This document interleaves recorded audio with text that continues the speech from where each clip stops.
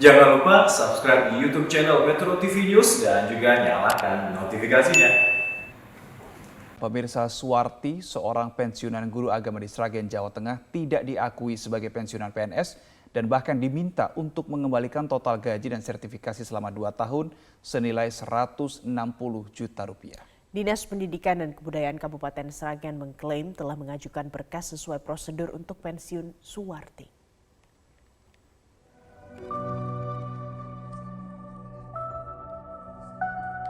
Kisah sedih dialami oleh Suwarti, seorang pensiunan guru agama warga desa Blimbing, Kabupaten Sragen. Tidak munculnya SK pensiun PNS dirinya berdampak terhadap permintaan pengembalian kelebihan gaji senilai lebih dari 160 juta rupiah. Menanggapi hal tersebut, Kepala Dinas Pendidikan dan Kebudayaan Kabupaten Sragen, Suwardi, menyebut pihaknya telah mengajukan seluruh berkas dan persyaratan milik Suwarti, guru SDN 2 Jetis, ke Badan Kepegawaian Daerah yang kini menjadi BKP SDM untuk diajukan ke BKN. Terkait apa yang menjadi penyebab ditolaknya berkas, pihaknya menyerahkan kepada pihak BKN ataupun BKP SDM. Dengan prosedur sejak awal, termasuk pensiunnya, termasuk apa, ke BKP SDM. Nah, di sana sudah ke BKN, di sana kan ada ditolak karena beberapa catatan. Itu yang penting seperti itu. Sementara itu, Kepala BKP SDM Kabupaten Sragen menyebut pihaknya tengah mengkaji dan mempelajari secara detail permasalahan yang dihadapi oleh Suwarti untuk mencarikan solusi terbaik. Permasalahan Ibu Suwarti, guru SD, posisi saat ini kita sedang mengkaji, mempelajari bagaimana solusi terbaik untuk Ibu Suwarti. Jadi apa yang kami sampaikan mungkin baru sebatas itu, belum bisa matur banyak. Kita sedang kaji, kita pelajari bagaimana solusi yang terbaik. Berdasarkan informasi termasuk dari Suwarti, terdapat sejumlah catatan yang menyebabkan penolakan berkas. Di antaranya terkait dengan status tenaga pendidik karena dianggap bukan sebagai guru. Suwarti tidak diakui sebagai pensiunan PNS dan bahkan saat berjuang mengurus surat pensiun, justru diminta untuk mengembalikan total gaji dan sertifikasi selama 2 tahun senilai lebih dari 160 juta rupiah. Dari Sragen, Jawa Tengah, Hendro Wahyu, Metro TV. Puluhan tahun menjadi tenaga pendidik dan hanya merasakan status sebagai PNS kurang dari 6 tahun. Kini Suwarti yang sudah pensiun sebagai guru agama justru diminta mengembalikan kelebihan gaji sebesar 160 juta rupiah. Apa yang menjadi akar permasalahan ini, lalu bagaimana seharusnya permasalahan ini diselesaikan? Kita sudah terhubung dengan Doni Kusuma, pengamat pendidikan, dan saat ini kita sedang menanti sambungan telepon dengan Ibu Suwarti. Selamat pagi Pak Doni. Selamat pagi Pak Doni. Selamat pagi. Baik, saya ke Pak Doni terlebih dahulu. Kalau Anda melihat kejadian yang menimpa Ibu Suwarti ini begitu ya, seharusnya kalau tidak diakui sebagai PNS, seharusnya beliau pensiun umur 58 tahun. Tetapi nyatanya beliau pensiun di umur 60 tahun. Ini berarti bisa dipersepsikan status PNS dari Ibu Suwarti ini diterima begitu. Kalau Anda melihatnya seperti apa? Ya, kalau saya melihat kronologi kasusnya, sebenarnya Ibu Suwarti ini pada tahun 2014 ketika ada proses pengangkatan guru honorer itu atau pegawai honorer itu sudah diangkat sebagai CPNS. Terus di dalam proses statusnya kemudian sudah menjadi PNS, Mas. Jadi sebenarnya Ibu Suwarti ini memiliki hak untuk memperoleh tunjangan. Jadi status beliau sebagai tenaga kependidikan yang dianggap non-guru sebenarnya itu kekeliruan data saja menurut saya. Jadi ada kesalahan teknis atau kekeliruan data di dalam badan kepegawaian. Lalu kemudian di dalam prosesnya terjadi proses input data-data yang kemudian tidak lengkap dan tentu saja ini dalam sebuah sistem bisa saja terjadi kekeliruan seperti ini. Karena Bu Suwarti ini sudah diangkat sebagai PNS dan kemudian pada saat beliau itu masih mengajar pun kan tunjangannya tetap keluar. Dan yang harus kita ingat, Ibu Suwarti ini memiliki niat baik ketika dia tahu akan menjelang masa pensiun, sudah mengajukan. Tetapi proses pengajuan itu juga tidak berjalan dengan baik karena mungkin mismanajemen di pemerintahan untuk pendataan Dapodik. Nah ini yang memang harus menjadi evaluasi. sehingga Pak tidak Doni. merugikan guru, dan guru ini mengajar dia selama 2 tahun terakhir. Baik, Pak Doni, jadi kalau dari secara keseluruhan berarti ada kesalahan administrasi seperti itu indikasinya. Namun ternyata Ibu Suwarti masih belum diproses lebih lanjut dan masih belum ada hasilnya. Nah, jadi apa tanggapan Pak Doni terkait dengan manajemen yang sudah dilakukan sampai dengan hari ini dan bagaimana cara yang merespon kasus Ibu Suwarti ini, Pak? Ya, kasus Ibu Suwarti ini kan mungkin salah satu yang menonjol ya Mbak. Ini sebenarnya menunjukkan carut marut dalam tata kelola guru kita. Kita tahu di pemerintah daerah itu, apalagi Ibu Suwarti ini kan guru agama. Sebenarnya guru agama ini kan masuknya di Kemenak. Data-datanya semuanya harus ada di Kemenak. Apalagi guru agama Islam ya. Tetapi data-datanya, data-data Ibu Suwarti kan ada di BKN di daerah. Sementara ada proses otonomi daerah, undang-undang tentang otonomi daerah. Sementara itu proses untuk Ibu Suwarti menjadi tenaga guru itu kan harus dibuktikan dengan adanya sertifikasi dan kemudian dia lulus S1, dan Ibu Suwarti memiliki ijazah lulus S1. Meskipun kemudian menurut saya kan sepertinya dicari-cari kesalahannya Ibu Suwarti untuk menunjukkan bahwa alasannya bahwa jarak sekolah ketika Ibu Suwarti kuliah ketika melengkapi S1-nya itu jaraknya harus di bawah 20 km. Dan ternyata memang 20 km lalu dicari lagi alasannya itu di luar provinsi. Jadi berbagai macam alasan ini memang sebenarnya menunjukkan carut marut tata kelola guru. Karena itu kami berkali-kali para penyelenggara pendidikan menginginkan pemerintah ini sungguh-sungguh mengatur tata kelola guru. Karena guru ini dipasung oleh berbagai macam peraturan. Di bawahnya diatur Pemda, kemudian untuk kualifikasi akademiknya diatur oleh Undang-Undang Guru dan Dosen, kemudian untuk pengeluaran anggarannya diatur oleh Kemenkeu, pemerintah pusat, dan ini terus terang bisa memasung guru. Dan kalau kejadian seperti ini terjadi lagi, tentu saja negara ini memiliki sebuah sistem yang tidak menghargai harga seorang guru yang sudah berdedikasi puluhan tahun mengajar. Ini sangat memprihatinkan sekali. Maka pemerintah harusnya tegas dan cepat untuk membereskan. Karena 2 tahun terakhir Ibu Suwarti itu mengajar dia, sehingga dia merasa masih memiliki hak, dan saya rasa itu tepat. Iya, Pak Doni, tadi Anda mengatakan di awal ini adalah alasan-alasan yang kemudian dicari-cari. Berarti sebetulnya permasalahan Ibu Suwarti ini bukanlah suatu permasalahan? Sebenarnya tetap permasalahan, hanya dibutuhkan niat baik, Mas. Niat baik untuk mampu membereskan, melihat substansinya. Jadi sebagai aparatur negara sebaiknya tidak melihat dari sisi hukum semata-mata. Karena ini kan sebenarnya tidak terkait dengan konstruk undang-undang ya. Jadi sebenarnya ini terkait dengan proses manajerial atau administrasi teknis saja. Apa yang dilakukan oleh Ibu Suwarti itu sudah sesuai dengan prosedur undang-undang, di mana dia harus memperoleh tunjangan sertifikasi. Sedangkan untuk CPNS-nya pun juga sudah terverifikasi, ada data-datanya sebenarnya tahun 2014 itu. Baik, Pak Doni, sejauh ini masih belum ada yang memberikan konfirmasi lebih lanjut terkait dengan respon dari kasus ini. Menurut Pak Doni, siapa yang harusnya mulai bicara, siapa yang harusnya mulai mengarahkan sesuatu terkait dengan kasus ini? Karena tentu Ibu Suwarti pasti bukan satu-satunya, begitu ya Reno? Ya, inilah persoalannya, karena kalau kita mau mencari siapa yang harus berbicara, ini harus ada 3 pihak, Mbak. Pertama, pemerintah daerah, itu kepala dinas ya. Kenapa pada saat proses awal verifikasinya itu tidak teliti, tidak cermat.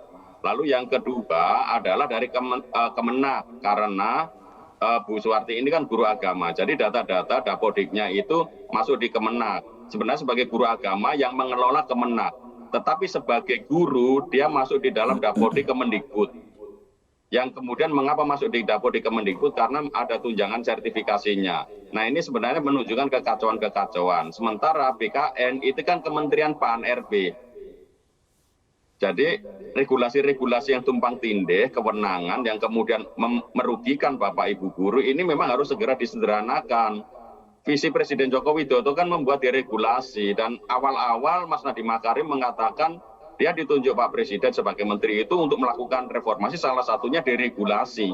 Tetapi sampai sekarang deregulasi ini hanya berkutat pada persoalan pembelajaran saja pada saat kurikulum. Itu pun juga tidak begitu efektif, karena di lapangan para guru itu masih merasa beban untuk administrasi itu dengan kurikulum merdeka semakin banyak. Itu yang terjadi, apalagi dalam sistem. Nah, jadi belum ada pembaruan-pembaruan yang terjadi di bidang pendidikan untuk diregulasi, terutama untuk tata kelola guru. Baik, Pak Doni, tadi Anda katakan tumpang tindih aturan. Tumpang tindih aturan yang mana nih Pak yang Anda anggap saling tumpang tindih begitu? Tumpang tindihnya pertama sebagai peraturan sebagai ASN ya. Guru itu kan sebagai ASN. Yang sebagai ASN dia seharusnya dikelola oleh Menpan RB. Tetapi sebagai guru agama dia itu tata administrasinya ada di Kementerian Agama. Sedangkan pemerintah daerah karena ada otonomi daerah, mereka juga bertanggung jawab untuk memastikan guru-guru ini sesuai dengan ketentuan yang Undang-Undang Pemda. Nah, kadang-kadang ini tidak sambung. Ini sama seperti seleksi guru P3K. Banyak sekolah-sekolah swasta yang mengeluh karena guru-gurunya itu lolos P3K, kemudian pindah mengajar di sekolah negeri, tetapi kementerian juga tidak bertindak dengan alasan bahwa guru P3K itu hanya diperuntukkan untuk sekolah negeri, tetapi bukan untuk sekolah swasta.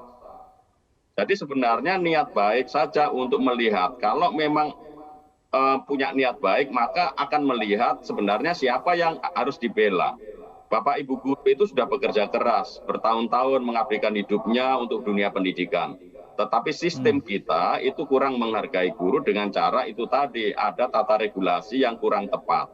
Karena itu masing-masing lembaga kementerian itu harusnya bekerja sama untuk memverifikasi, jangan sampai kasus seperti Ibu Suwarti ini terjadi lagi. Kita lihat datanya Ibu Suwarti itu sangat lengkap, Mbak. Oke, apalagi sudah mengajar 2 tahun, begitu ya, memberikan jasa 2 tahun, sekarang gajinya diminta balik. Ini berarti sama saja Bu Suwarti ini diminta mengajar berdasarkan amal, begitu ya, gratisan seperti itu. Nah, Pak Doni, Ya, apa sebaiknya dilakukan? Tapi ketidakadilan. Ya, ketidakadilan karena mintanya digratisan, karena minta dikembalikan begitu ya uangnya. Lalu apa yang harusnya dilakukan saat ini, baik oleh Bu Suwarti maupun oleh pihak pemerintah? Ya, yang harusnya pertama-tama harus turun tangan adalah Kemenak, karena ini terkait dengan guru agama. Lalu harus kolaborasilah. Berbicaralah pihak-pihak yang bertanggung jawab di Kemenak, kemudian di Dinas Pendidikan setempat, dan juga Pan RB, terutama yang di BKN-nya, ya BKD-nya, sehingga itu terjadi solusi. Janganlah guru yang sudah mengajar penuh dedikasi seperti ini diperlakukan tidak adil karena kekeliruan sistem, atau kalau toh sebenarnya sistemnya sudah oke, ada kesalahan administrasi yang tidak diproses oleh pihak-pihak yang seharusnya memproses.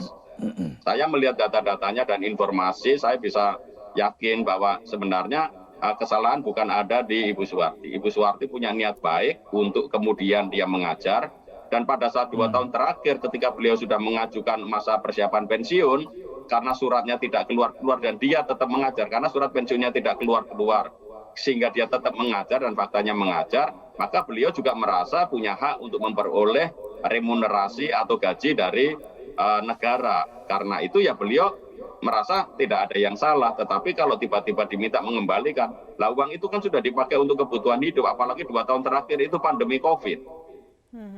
Baik. Pak Doni, kalau dari hasil pengamatan Bapak, bagaimana sejauh ini kita juga semua tahu kalau guru kerap kali mendapatkan perlakuan yang kadang tidak adil dari sisi tata regulasi. Apakah ada mungkin orang-orang lain yang juga mengalami hal serupa yang dialami oleh Ibu Suwarti tapi tidak terekspos, Pak?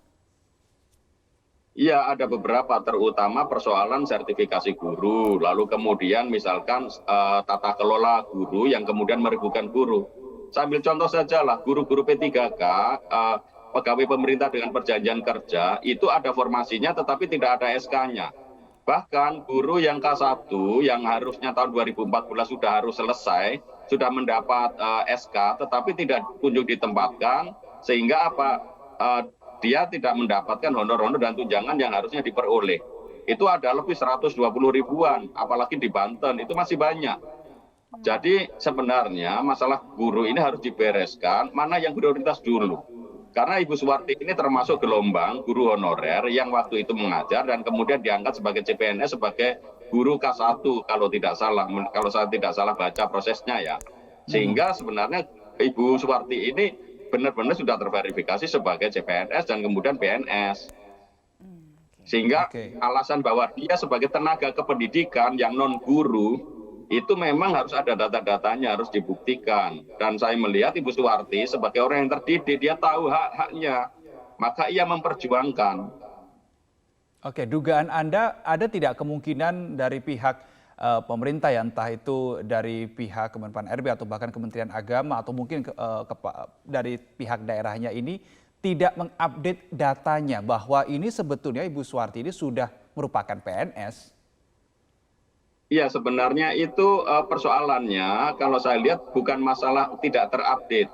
Tetapi ada alasan dari BKN bahwa ketika gelar ijazahnya itu mau diinputkan ke dalam sistem, itu selalu mental katanya. Tetapi kan proses dia kemudian menjadi seorang PNS itu kan tetap terverifikasi. Jadi di sini kita memang tidak bisa mempergunakan alasan teknologi untuk kemudian melakukan sesuatu yang tidak adil kepada orang yang seharusnya memperoleh hak. Jadi saya ingin mengajak pemerintah daerah, BKN untuk tidak pertama-tama selalu mempercayakan kepada sistem karena sistemnya ini bisa keliru, apalagi sistem digital. Ya.